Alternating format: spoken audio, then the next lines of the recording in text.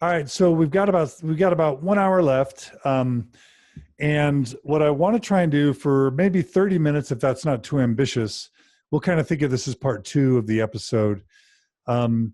Let's start by talking about some of the most seminal essays and some of the most important authors. Obviously, you had to exclude a ton of essays and a ton of authors. But just to give listeners a sense, or to allow those who were following FMH to kind of do a walk down memory lane, maybe each of you go back and forth. I can nominate some essays as well. I've got a bunch starred here. But let's just talk about some of the biggest essays and the biggest essayists. Okay. Yeah, absolutely. And we can do one from each decade or whatever you want to do. One from each year or whatever you want to do there. Looking through my table of contents right now. There's one that comes to mind for me, but it's from 2006, so I don't want to jump ahead. No, we could jump back and forth. Okay. It doesn't matter. Okay. So and this one might stand out to me for personal reasons in addition to more objective purposes. But in 2006, there was a guest post from Klein, who's a very respected Mormon feminist scholar and has worked a lot with the Exponent. But she wrote a post called Lessons I Learned in the Temple. And this was the first post. I mean, the temple of all subjects in Mormonism is the thing that's like the most sensitive and where you really need to tread carefully. And so it wasn't until 2006 that FMH published a post that was specifically about the temple and about personal dissatisfaction with the temple. And it's very, it's just very personal, like most of the posts at FMH were. It was her recounting her experience, receiving her endowments, and kind of coming to terms with the pain that she felt in the temple as a woman, and also kind of what she decided to do with it. And at the end, she talks about how my relationship with God and my respect for myself are more important to me than going to the temple. And I'm not going to allow people to tell me anymore that I am required to hurt myself in order to live a godly life. Yeah, I underlined a few parts of that essay. She says, I do not currently participate physically in temple rituals, and I'm starting to be able to not participate emotionally and spiritually with what I see as mistaken conflations of a sexist culture with doctrine. And then she goes on to write, I've begun to realize that I can choose to not believe in ideas that violate me as a woman, that cut me down, that make me think less of myself and my potential. And this is sort of like saying, claim your power, right? Yeah. It is, but it comes with a lot of pain. It's not like claim your power, this is super empowering. It's like, okay, because of the tremendous amount of pain I experience in this particular place, I've got to figure out how I can continue to be Mormon and like separate myself from the temple, which is a very difficult thing to do because so much of Mormonism focuses on the temple and remembering the temple, and Mormons wear garments which remind them of the temple, and so it's an incredibly difficult thing.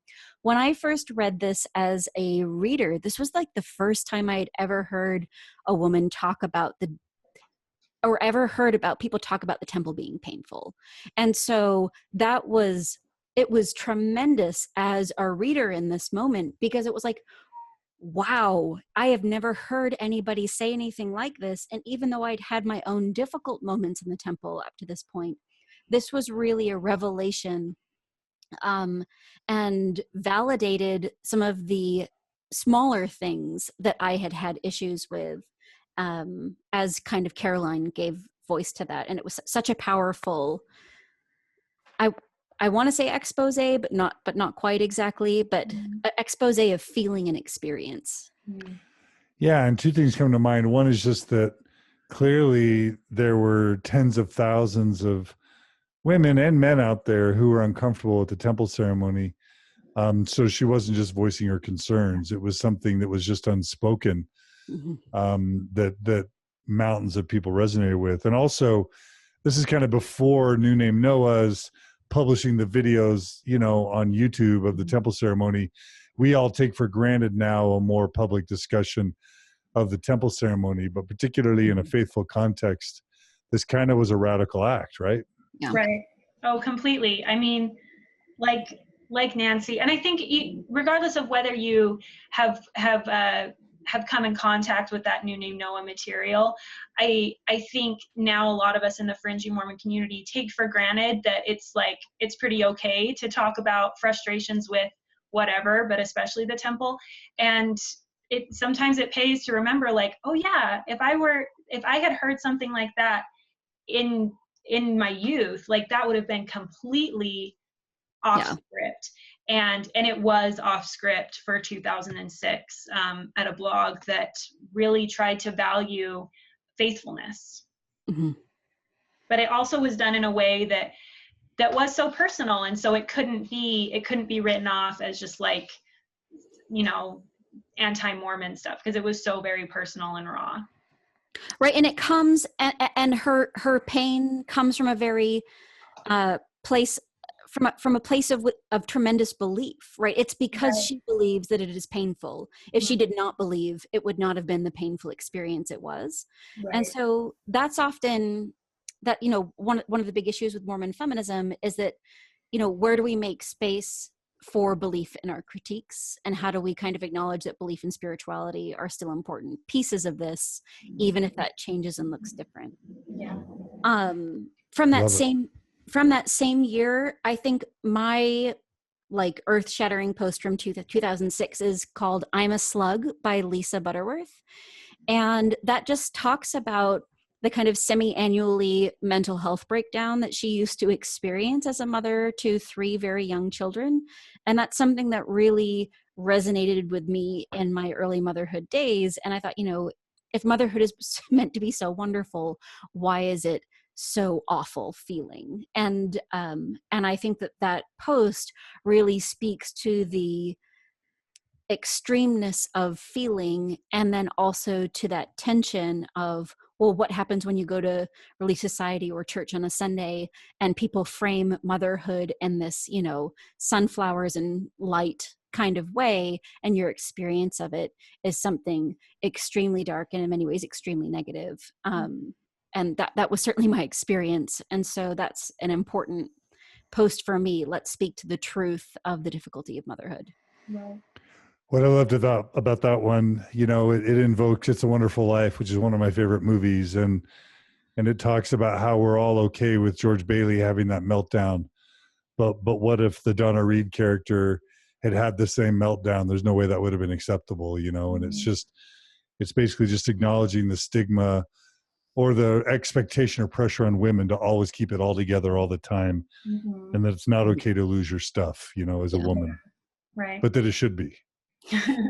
But that we need, and I think she even talks about, we need to set this up on a schedule so that we can all have our breakdowns when we need to have them, and make sure that other people will pick it for us. And it's like, that sounds pretty good. Yeah, that's actually really healthy. That's good stuff. She was destined to become a therapist, wasn't she? Right. Absolutely. If you're in Boise or you want distance coaching, look up Lisa Butterworth.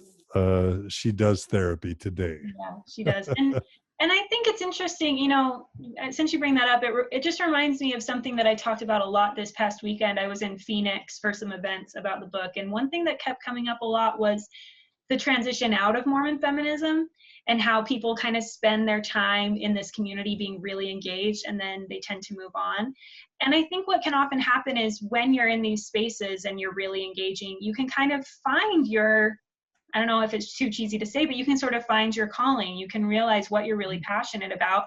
You can gain the empowerment and the language to feel like you can actually pursue it. And then when it's time, you can kind of make that your focus instead of the Mormon feminism. And certainly that's not how it is for everybody. But when you have people like Lisa, as an example, she really learned how to be in a leadership position and how to be in a therapeutic position in this world.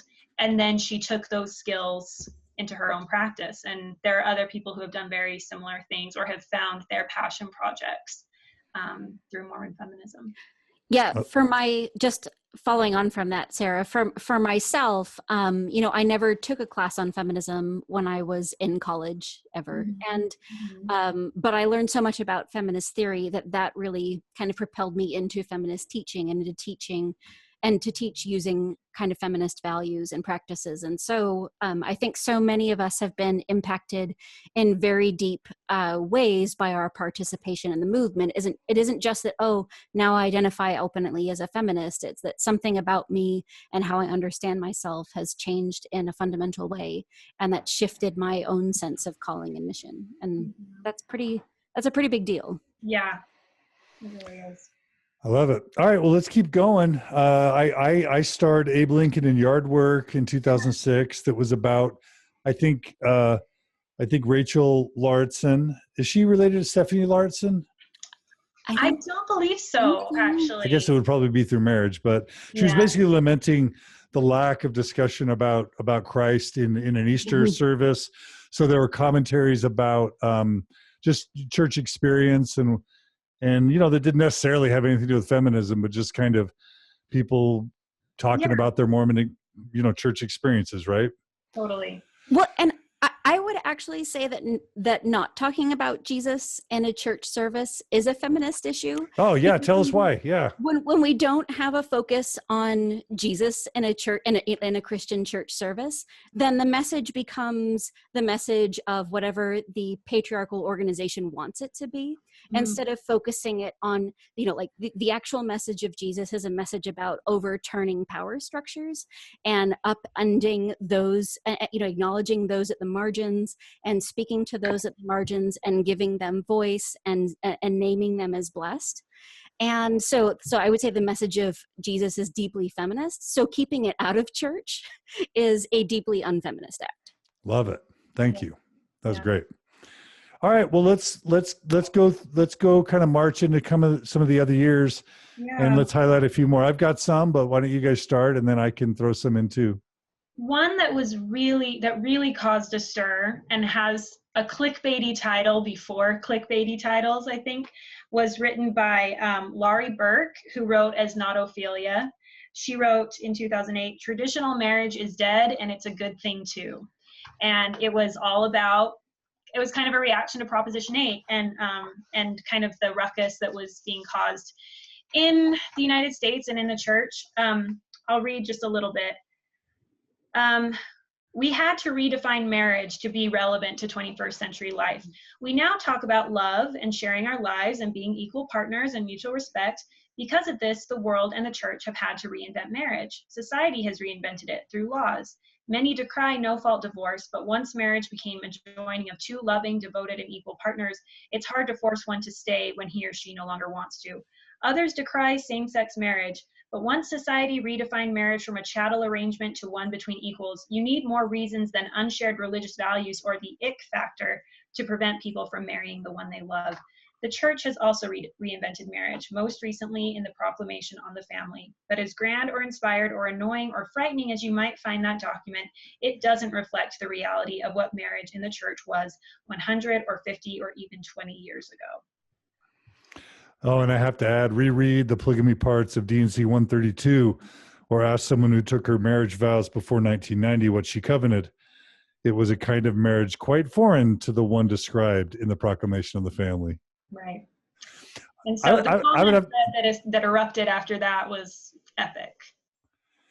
Yeah. Oh, yeah. And I remember that. And also, it's almost like the Proclamation of the Family is kind of like the sinister bad guy. Like if there's an enemy to Feminist Mormon Housewives, I'd say the Proclamation of the Family was one of the enemies. True or not true? I think that's fair. I haven't thought about it that way, but it does come up a lot, and it's interesting because there are plenty of Mormon feminists who would find things about the proclamation that they felt were reassuring from a feminist perspective, the acknowledgement of heavenly parents, the emphasis on equal partners, but then there's always a flip side to it. And it does come up again and again in the book for sure. Excellent. Nancy, were you going to say something? No, go ahead. Okay. Yeah, that was definitely one of the essays I had starred. Also, Laura Compton wrote about Mormons for Marriage. I very much was working with Laura a bit on that, and I remember it was sort of even the precursor to Mormons Building Bridges. Laura with Nadine Hansen was starting to do a lot of Prop 8 activism right then, ground zero, 2008, to kind of oppose. They were like collecting the names of donors to Mormon donors to Proposition 8 in California. Laura Compton was doing radio ads, NPR interviews, and trying to marshal support. And we did the very first march with Mormons for Prop 8 during that time as well. So against Prop 8. So that was cool that Laura was included. Other essays you guys wanted to talk about as the chronology marches on? Just so many. No, I know it's impossible. It's tough, yeah. So I'm skipping ahead just a little bit here, and I might be skipping over. Okay, so one of the big ones, and I can't quite remember exactly where it is, but it's the disaster bishop sex talk. Yes. And then Natasha Helfer Parker responds to the disaster bishop sex talk. So that's a big deal, just kind of taking down harmful sexual messages that all women effectively grow up with in Mormonism. Right. But the one there, that was an answer to a previous one, right? Yes. Right. It was kind of a pair of posts. The first one, and these are in 2012 for reference. Yes. The first one was written by a reader. It was a guest post about her bishop's quote unquote women's conference. It was women's conference, or That's do right. your wifely duty to protect your husband from sin. It was all about sex and how much men need sex, and you better women got to step up if you don't want him to stray. And so she wrote about that, and then Natasha Helfer Parker came in with the and it was notes from an actual training that an actual ecclesiastical leader gave from a Relief Society meeting. Yeah. I mean, and it makes your blood boil, but it's not because it's so outlandish. You're like, no, I've heard this before. Maybe not all in the same meeting with slides, but like I've heard these things before. This isn't new. It's just upsetting. And Natasha Helfer Parker really does a good job of responding to it in a way that's not just like, this is the worst, what bullshit. She really takes it down very thoughtfully and says, here's why this is incomplete, here's blah, blah, blah, and it's, so that was something that really caused a stir. And a lot of people related to it. I mean, how could you not? Yeah, that was quite a pair of posts. So earlier in that same year, we've got Blood in the Water by Lane Huff, and we're going to pair that with Call to Action, Addressing the Temple Issue, Period, by Elizabeth Hammond. And so this blog post, and this pair of blog posts really was the first third wave Mormon feminist action, activist action. So Lane Huff talks about the inconsistencies in going to different temples, and girls and women being told that they can or cannot participate in temple baptisms if they are having their period at that time, and the difficulty of exclusion.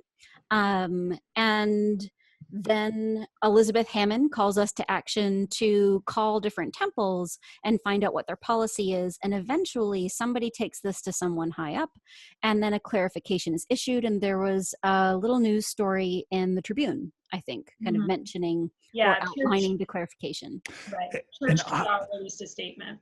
And I so remember this happening. And there was sort of this idea that, whether it's the September 6th or rumors about some racism apology that the church was going to make, but then it got scuttled because it got leaked. There was this question in progressive Mormonism about, can we affect direct change through our actions? And there was a lot of wondering, with the internet, are we going to be able to actually affect change? And if I recall right, wasn't this periods in baptism fonts before Wear Pants to Church Day? Yeah. Yes. Yeah. And I remember like kind of paying attention. I was like, whoa. And I was friends with Elizabeth and Ryan Hammond. And I remember thinking, oh my gosh, they actually made a difference. Like people paid attention, and that it doesn't sound like a big thing now, but at the time it sure made an impression on me. Yeah. I would definitely say that by the end of 2012, when there was the first Wear Pants Wear Pants to Church Day in December of 2012.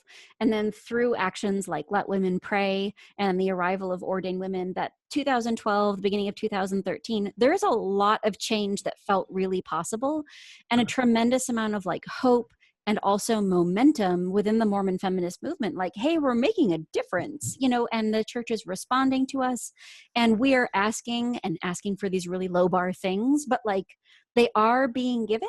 You know, a woman did pray, a clarification was made, pants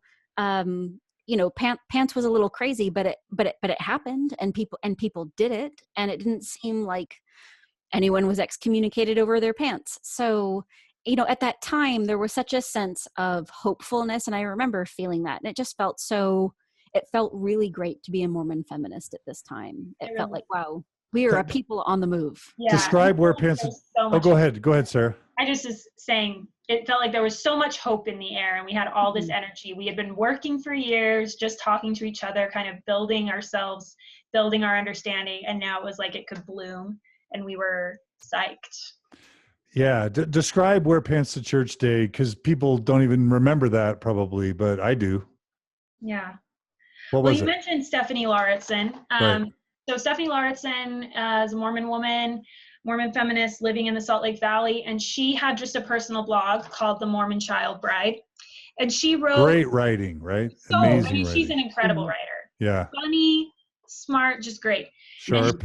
So sharp. She wrote this post where she was like, kind of lamenting this feeling of like it was all just words and not a lot of action, which is a very common thing, I think, when in any activist movement, any social movement, when younger people come up, they might feel like we're just talking about things, we're never doing anything. So she wrote this post. It got a lot of attention within Mormon feminist circles, and there were some people who were like, okay, well, we feel like maybe we could do something, let's come up with this. And there was a group that was convened that they called, all enlisted from the hymn. And the first thing that they decided to do, they thought, oh, well, let's just do something really simple, just something that can kind of like unite us. Let's do a Wear Pants to Church Day. There's no formal dress code for what you can and can't wear to church, but the cultural expectation for most of us is, if you're a woman, you wear a dress or a skirt to church. Let's just wear pants to church, it's fine. And the attention and the response was unbelievable, both positive and negative. There were a lot of people who did wear pants to church, or there was also the option to wear purple, like as a support, men might wear purple ties or something. And a lot of people did it. This was in December of 2012, just this one particular Sunday. But there were also a lot of people who were very upset by it, very upset by people kind of breaking that cultural boundary. And there were news stories about it on all the local stations and in the newspapers. And so that was a collective action that was mostly about raising awareness of who might be another Mormon feminist in your ward, or just showing people like, hey, we're here. We might be square pegs in a round hole or whatever, but like we're here and we're willing to own our space as fringy or feminist Mormons. And it was incredibly exciting and weird, but just cool. It was a touch point for the community, I think. And women were taking selfies of themselves wearing pants to church, and it was kind of a social media movement, Yeah, absolutely. It was a thing. And then you mentioned this, but prior to 2013, a woman had like never prayed in general conference in recent memory, right? Mm-hmm. And did that change begin with a Feminist Mormon Housewives post? No, it didn't. It might possibly have begun in the Feminist Mormon Housewives Facebook group, which was really active and thriving at that time and still is. So it could have started there, but I'm not sure. My memory kind of fails me. But a group of Mormon feminists came up with this campaign, and they made a website for it and a Facebook page. And there was a post at FMH that I really love, and it's from Alice Fisher Roberts, who is, she's written a lot at Feminist Mormon Housewives, but she talks about her own grandmother being the first one to give a prayer in their ward There was a long time when women weren't permitted to give prayers in sacrament meetings, but then that policy changed, and her grandmother was invited to be the one who gave the first prayer by a woman in their ward. And she talked about just how meaningful that was for her and why that kind of convinced her to participate in this Let Women Pray letter writing campaign. And there were many people who sent letters to Salt Lake saying, please consider having women pray in General Conference. And the following General Conference, Jean Stevens did give the opening prayer, and or in one of the meetings. Anyway, it felt really incredible, like this feeling of, they know we're here, we're getting some stuff done. It was very comforting and faith promoting for a lot of people, I think. So I guess that takes us to 2013 in ordained women. And what was the role of FMH as a part of the ordained women kind of movement? Right. So initially, there's a post in here, Thoughts on the Ordination of Women, Our Diversity of Views, from 2013, which is kind of a round robin of comments by most of the permabloggers on what they think about the ordination of women. And some was of them that are after Kate had announced ordained women? Mm-hmm. Yes. So Kate announces ordained women, and then FMH responds with essays. Okay.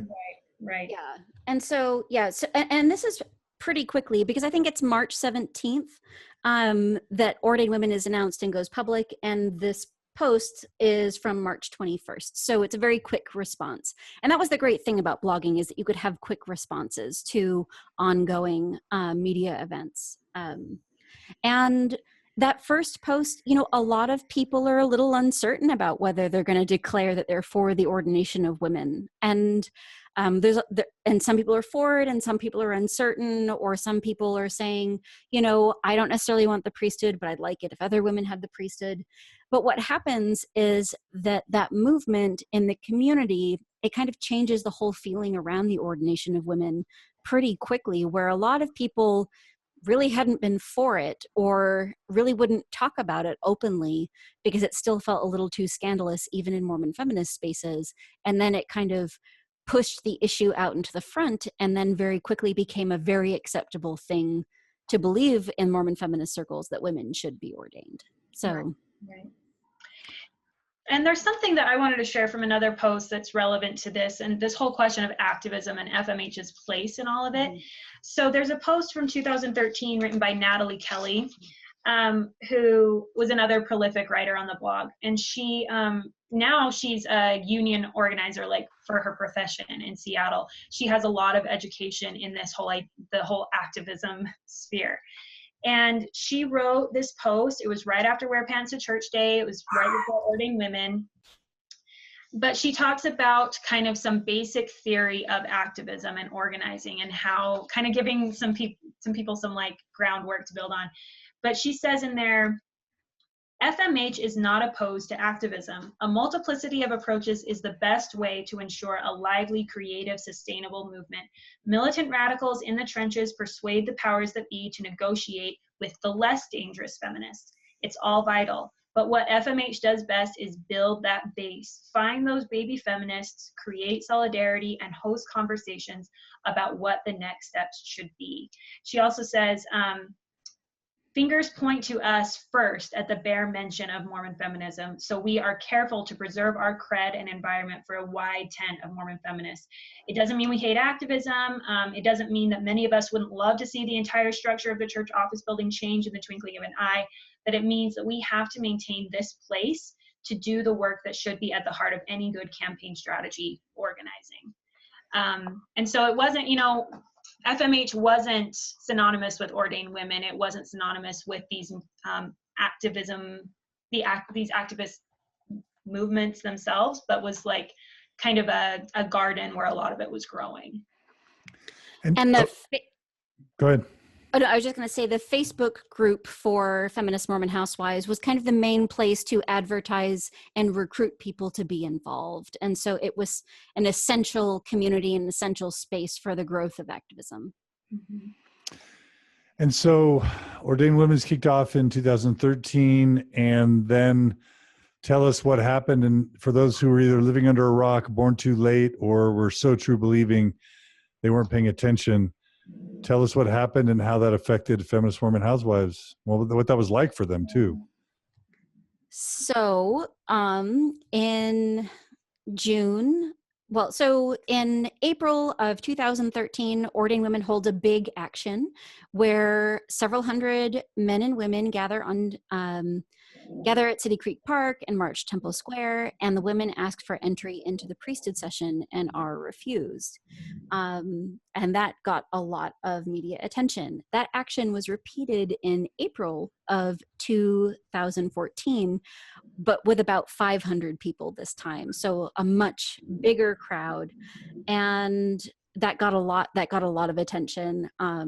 I was at the head of the line, walking to the Temple Square, and it was exhilarating and terrifying all in one thing. And shortly after that, just really a couple of months after that, Kate Kelly found out that she was going to have a church trial, so that she was under charges of apostasy, and was excommunicated on June 23rd of 2014. And we held a rally for her the night of her court. You were there, John. There were a lot of people there. It was a really difficult moment, to say the least. For myself, I was very believing, and I was a Relief Society teacher at the time, and I just believed in my heart of hearts that somebody with more sense was going to just shut the nonsense down and make sure that she wasn't excommunicated, because why would the church spend so much money and time and effort trying to build its reputation? This was very much in the middle of the Mormon moment, with the I'm a Mormon campaign and Mitt Romney.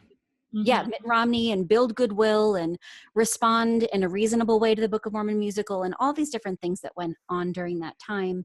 Why would the church throw that all away by excommunicating a woman for asking church leaders to pray about whether or not women could be ordained? But they did. So, and that was devastating. That was devastating for everyone. That was devastating for ordained women. That was in that moment, that was really devastating for Kate. It was devastating for our Mormon feminist community. It was a very difficult time. I think one of the ways in which we responded as a community is that the level and depth and sharpness of the critique really amped up in the wake of that event. I remember especially Lindsay Hansen Park's posts in the wake of that becoming far more openly critical and harsh, and with a harsher criticism of the church, and a more direct criticism that really wasn't pulling many punches. And I remember, reading, the blog and seeing it become a little firmer in that way, and being surprised. And I don't even remember seeing Lindsay at the Ordained Women actions. Like, I don't even think she did an Ordained Women statement on the Ordained Women website. So is that right? I can neither confirm nor deny that. I don't remember her doing one. I remember her being at the rally and speaking briefly the night before Kate's excommunication. Okay. So I remember her being present. What I'm saying is, it seems to have radicalized people, the whole event. It did, and it felt so personal to so many people. It didn't matter if you knew Kate. It didn't matter if you had been to the Ordained Women Actions. It didn't matter if you had an Ordained Women profile. Just the thought that you were considered at least loosely in the same category as this person that the church had now said was no longer welcome. It felt like a clarifying moment for a lot of people, I think. Maybe, I don't know if I want to be in the church, because it doesn't even seem like the church wants me there as I truly am. It was felt very deeply. Well, yeah. And as a community, right, we'd built this little, this momentum of activism. We can ask for things and the church will respond positively. We can ask for a clarification of temple baptisms policy, and the church responded positively. We can ask for women to pray in general conference, and the church responded positively. We can openly ask for women's ordination, and the church for a year let that go on without kind of smacking it down. And so And so when that actual news was released, that Kate had been excommunicated, it was just devastating, not only because all that we felt like we had built had been lost. Yeah. Like in a moment, in a heartbeat, it was gone. And we thought that the church was becoming a more moderate institution. Gone were the days of the 90s when feminists who wrote stuff that was slightly challenging were excommunicated, and we're hearkening in this new era of moderation and tolerance and difference of opinion and newer and more spaces for women. And it was just like, nope. Nope. Yeah. That was not true. Right. Yeah, it's almost like you could see the brethren going, okay, we'll give you a little, okay, we'll give you a little more, okay, we'll give you a little more. All right, enough. You're done. Right? It definitely did feel that way. Like, like don't get too confident in what we're willing to allow. Yeah. Yeah. So you say that impacted FMH. I mean, we can go into 2014 as the final year, but it made the post maybe a little bit sharper, a little bit more radical, a little more hardcore, and a lot of women and bloggers were disappointed. And then I'm guessing a lot left the church, right? That was kind of the year that many people said, I can't do this anymore. Yeah.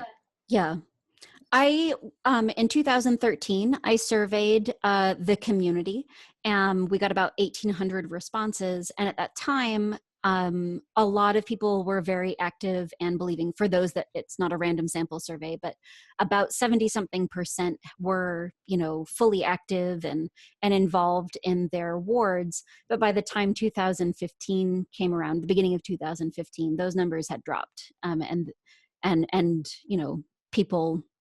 lot of people had left the church.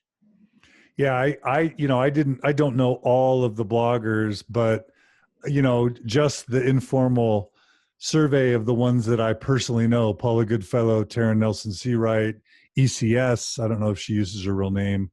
Lindsay, Claudia Fox Reppin, Joanna Brooks, Mel Selko. They've all left the church, right? Right. And I'd be curious to know, of all the bloggers who blogged for FMH, what percentage are still active believing members? Right. Well, I can't tell you for certain, but I'll tell you this much based on my memory. So basically, there was like a group of people who ran FMH, at least loosely, who were moderating the Facebook group, writing on the blog, or were previous bloggers, but still kind of like in the mix.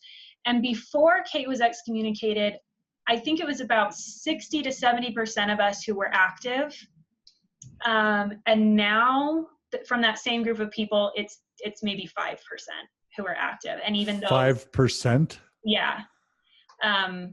Whoa.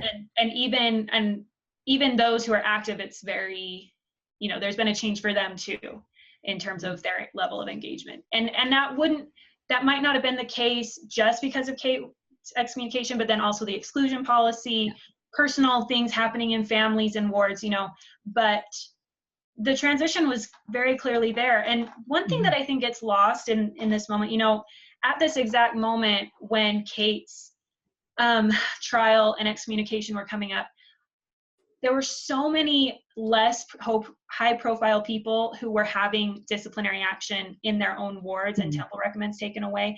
They weren't anybody who would have name notoriety. But if you're in the Mormon feminist community in these Facebook groups and you're hearing every day about friends of yours who are being called into their bishop's office or being treated in a hostile way by their home teachers, it feels like it begins to feel like a big trend and not just an isolated incident. And so that sort of, that factors into it as well. Totally. So if you think about the role that blogs played, let's just say up to 2012, 2014, and then you look at the role that blogs play now in 2018, it's been a marked, significant decline.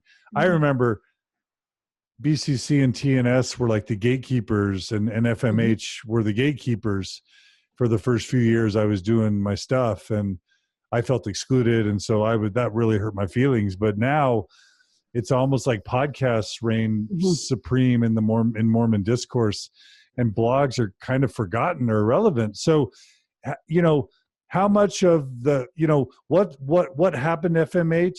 How much of that was Kate Kelly? How much of that was just broader dynamics in social media, podcasts rising versus blogs falling, Facebook emerging? Talk about I hate to say it, but the decline of FMH, because it has declined.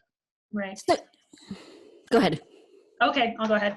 I think my estimation of it is that it's very much on track with the larger movement of social media and the way that technology works, and that blogs just don't hold as much appeal for people in any community or industry as they used to. You can't discount the very Mormon specific stuff that's happened in the last few years and how that has disillusioned people and made them not want to try anymore.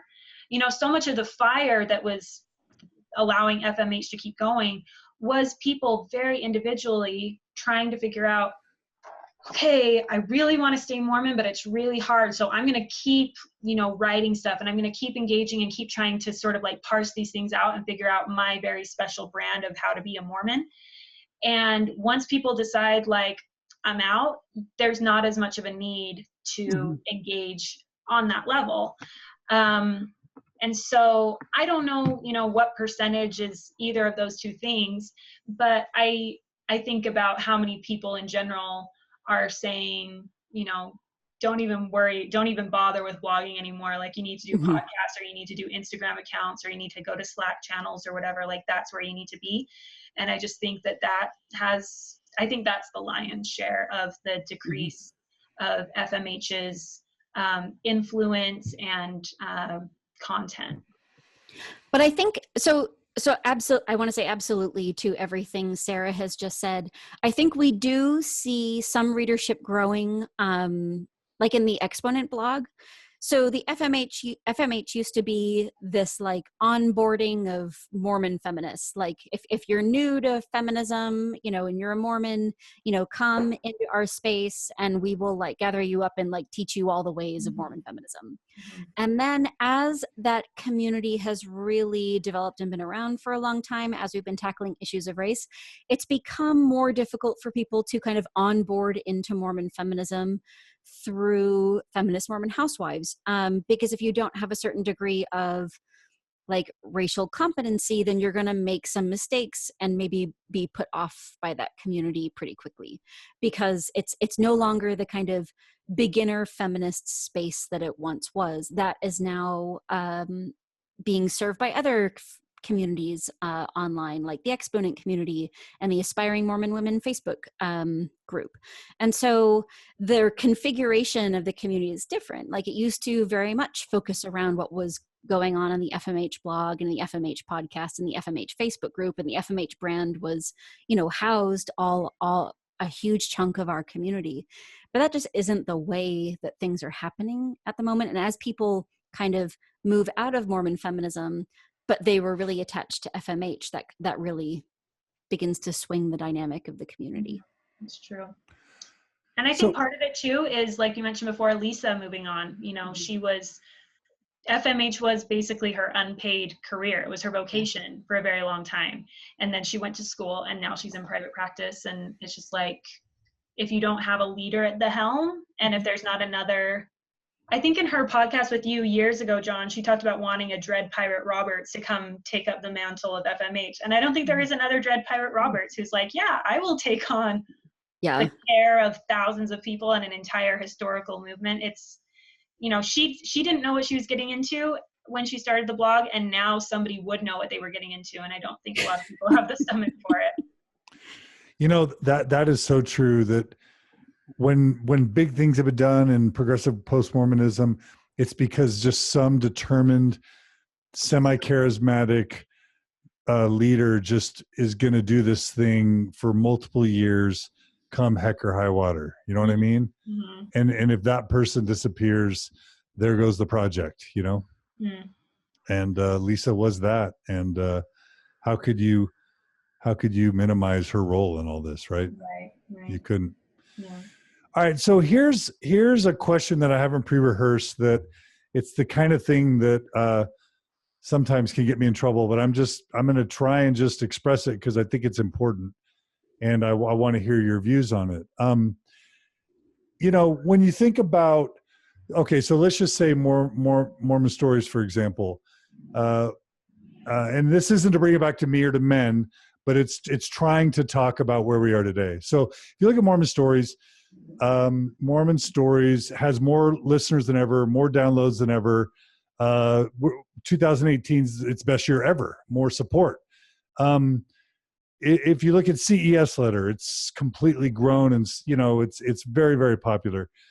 So those are two examples of initiatives that have begun 3, 5, 10, 12 years ago that are still really thriving.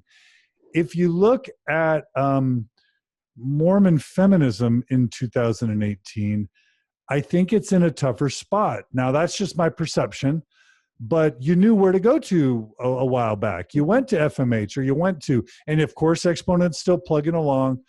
But, and then there are other spaces. I don't want to minimize that, but I'm just saying, in my view, I've been observing this stuff for 14 years now. There's less of a palpable feminist core energy within Mormonism than what I felt 4 or 8 years ago. Now, first of all, is it? I know that may be hurtful at a minimum, and maybe even untrue at a maximum. Are you guys willing to concede that before I kind of make the next point? I would say, I would go back to my last point and say that the dynamic of the community has shifted. And so while there's part of me that maybe a year ago would have been like, yeah, I totally agree with you, I've seen some different shifts, measurable shifts in the community that were unexpected in some of the research that I do. And so now I have a different thought, but I certainly agree that there is a different energy, there is a different perception, and that certainly as FMH used to be kind of the mainstay of the Mormon feminist community, it's not anymore. And that, if we're looking to that space for feminist activity, it isn't there in the same volume and with the same degree of like enthusiasm and action that there was, in the past. Yeah. And that, and just like we talked about, after post 1993 feminism not really going underground, it just kind of, taking new forms.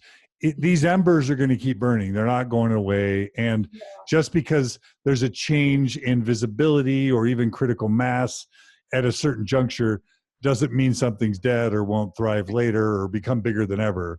But, back 5-10 years ago, when you wanted a public conversation about feminism that was vibrant and active and in everyone's face all the time, that FMH was that. And Year of Polygamy's got some of that, but it's so focused on polygamy, even though feminism is the point, I think, of the podcast, and it's an outgrowth of Feminist Mormon Housewives, I think is important to say. Okay, so here's the point I was trying to make. When you, and I'm going to even make it worse by bringing in sort of people of color, but when you think about the Jonathan Streeter kind of, fake apology, it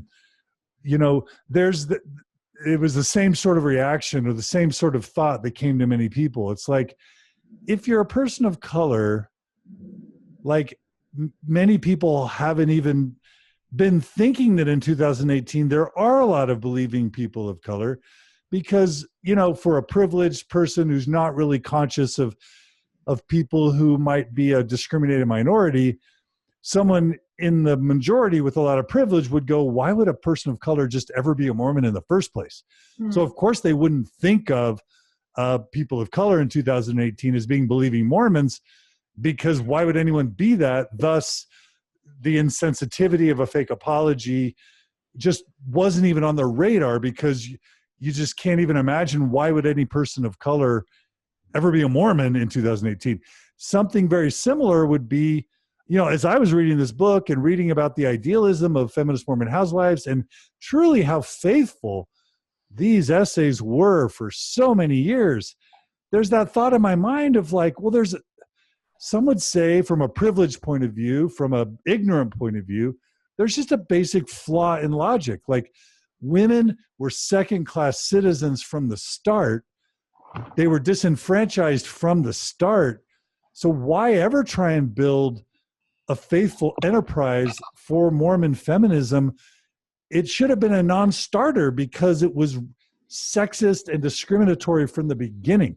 So is it fair at all to sort of bring that up as a question? Not to say it was a fool's errand, because it was a beautiful, powerful, important movement in the lives of many people. But is part of the reason why it's not in the same space as, kind of like church history critical post-Mormonism, is because some would say, are you building on sand? Is Mormon feminism, faithful Mormon feminism, trying to build a foundation on a fundamentally patriarchal and sexist sort of foundation where it can never thrive? So I want to jump on, and I'm sure that Sara has a lot of good things to say as well. So I had this conversation last week, like pretty much what you just said last week with someone. I'm not totally out in left field here. With someone who had never been a Mormon, but very thoughtful, and this is, and I'm going to tell you what I told him, which is that I think one thing that Mormon feminists have done, which is to, right, if they're, we all want to believe, oh, well, all Mormons believe the same thing. We all believe that's not true. There's a huge spectrum of Mormon belief. You've got, very extreme, very conservative on the one hand, but Mormon feminists tend to inhabit this other end. And what Mormon feminists have done is take ideas of the Restoration and asked, what could Mormonism be? And we have tried to envision what could be, and then live into the space of what we wanted to see Mormonism grow into. And meanwhile, like all the activities like over here on this more conservative end, right? That's the church hierarchies on this more conservative end. Everything's over here. But we see within the Mormon feminist past, and hope for a future that envisions some of the theology of Mormon feminism, where there is so much potential to do better. The Restoration creates space and the potential to do better. Whether or not it has done better is a different issue. But the idea is that within the spaces of Mormon feminism, we have tried to envision the version of the LDS church that we wanted, and then to live into that space. And so I want to say and claim that solidly, which is that women are as much heirs to the Restoration as the church brethren are, or any men or anyone else is. And that people of color are also heirs of the Restoration the way that anyone else is heirs of the Restoration. And if other people can envision a millennial prepper, snufferite, whatever, Mormon feminists can say we can envision a world that isn't sexist, and a God who loves women, and a mother God who loves her daughters. And so that is the essential piece that we have lived into for generations, to say that the Mormonism that other people have envisioned is a different vision than what we have, but it can also be a better version than what we've got now. Yeah. Love it. I am so touched by everything Nancy just said. And I really feel, this is going to turn into a little bit of a Mormon feminist testimony meeting, but I really feel the power of everything that she just said, and am so, I have so much righteous envy for the community of Christ in St. George who have been able to benefit from this, from her pastoral care and her prophetic vision. The thing, John, is that with that question and with the whole situation that undergirds that question, that's such familiar territory. That's stuff that we as Mormon women talk about all the time. Like, is this salvageable? Like, can we build something real here, or is it just broken from the start? Like, can we reform it, or does it need to be completely upended? And I don't know that I'm certainly not here to claim that there's one answer for every person, but I do know that that I'm thinking a lot about something that Theresa Brown Edmonds says, and she's one of the writers from FMH who made an incredible contribution. She says, you can want to burn it down, but there are people in the building. And so everything you said might be 100% true. It might be completely beyond rescue, but there are people in the building, and there are people who feel such a deep, lifelong commitment to the church, and a deep all-consuming belief in the doctrines of salvation as taught to them through the LDS tradition, that I don't believe, and I don't want to, the word is escaping me. I don't believe that it's unsalvageable for them, because I believe in a God of miracles, and I think people have figured out how to build something really beautiful in Mormonism and in Mormon feminism, and other people have decided that they can't, and both of those things are completely divine and true. It's a very messy thing. I think that's the thing about Mormon feminism, and any feminist movement is like, you spend a lot of time thinking that it's really clear cut, and then you realize that it's very messy and individual, and there aren't clear answers. Well, there's three things. Thank you, Sara. That was beautiful, as well as your feedback, Nancy. There are three things that I know. One thing that I know is that this world will be a better place as it continues moving towards feminist ideology and feminist principles, and that Feminist Mormon Housewives has given us the blueprint for not just a more beautiful Mormonism, not just a more beautiful community of Christ, but for a more beautiful world. That's what I know, number one.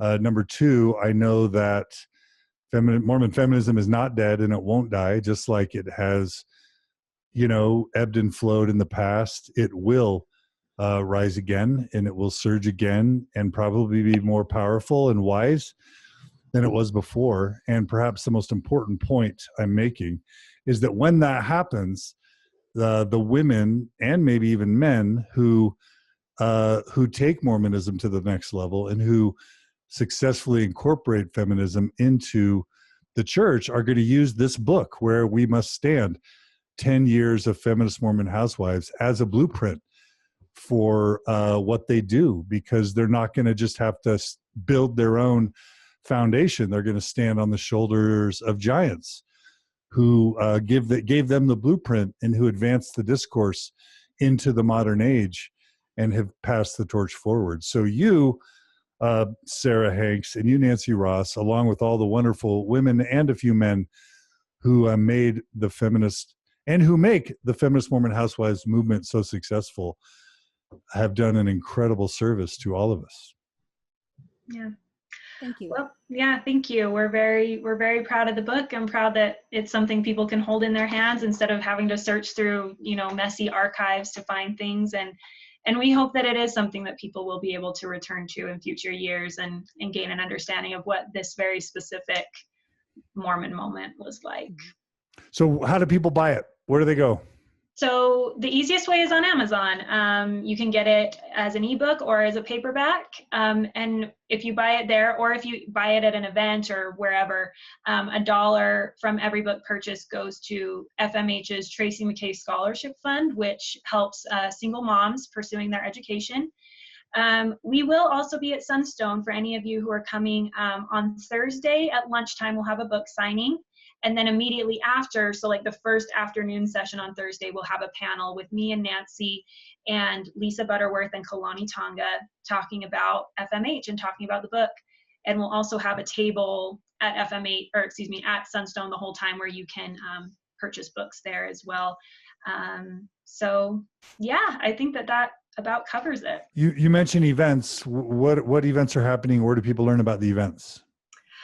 So Sunstone is the only event that we have planned right now. We've had several through the summer, but any new ones that we have, we will announce them on the Feminist Mormon Housewives blog. And if you happen to be in the FMH Facebook group or friends with Nancy or I on Facebook, then we will do our job and promote those. And there's still a Facebook group, right? Yes, there is. Feminist Mormon Housewives Society. Okay. And is the blog, I saw mention that it could reactivate in 2018. Is the blog back up and running, or? Mm-hmm. Yep, it took a little hiatus and now it's back up and running with new content. Okay. With the radically inclusive gospel of Jesus Christ. Excellent. And then also we've made this book the book of the month for mormonstories.org. So when you go up to mormonstories.org right now, you'll see it highlighted in our swipe banner, and I think even in the sidebar as the book of the month. So you can also purchase it there. Please do. Buy 10 copies, one for you, and then 9 for the most important people in your life. Absolutely. Do that. Yeah. And review us on Amazon, please. We would Positive love reviews. Positive reviews, even better. Yeah. Haters not welcome. Not yet.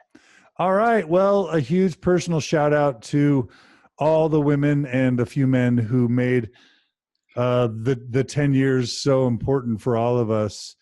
I still have a lot to learn, but I know that I'm a better human and I'm a better dad to my children, girls and boy, because of the influence of Feminist Mormon Housewives in my life. And I hope that I'm a better husband to my wife, Margie, as well, thanks to this. So you guys are awesome. Everyone who contributed to this is awesome. Again, I'll end by saying Where We Must Stand, 10 Years of Feminist Mormon Housewives, edited by Sara Hanks and Nancy Ross. Check it out, and check out their table and booth at Sunstone and their presentation. You guys are awesome. Thank you so much for coming on Mormon Stories. It means a lot to me that you would come on and tell your stories here. Thank you. Great. Thank you. Great work. And just a quick thanks to everyone who makes Mormon Stories podcast possible. Thanks to the donors that keep us alive, that keep our staff paid, that pay the bills, and that keep it going. If you are not a donor, but you love the content that we create, please go up to mormonstories.org, click on the donate button at the top right of the page, and you can support us there. 10, 20, $100 a month, whatever you can afford. We're transparent in our finances, we're tax deductible, and we're supporting people, including feminists, in what we do. Please spread the word. Please like us on Facebook. Please follow us on Instagram and Twitter. Please give us a positive review at Mormon Stories Podcast at Facebook or on iTunes, Mormon Stories Podcast. That makes a big difference to us. Those 5-star reviews are important. And please just let people know about what we do. Please share it by word of mouth.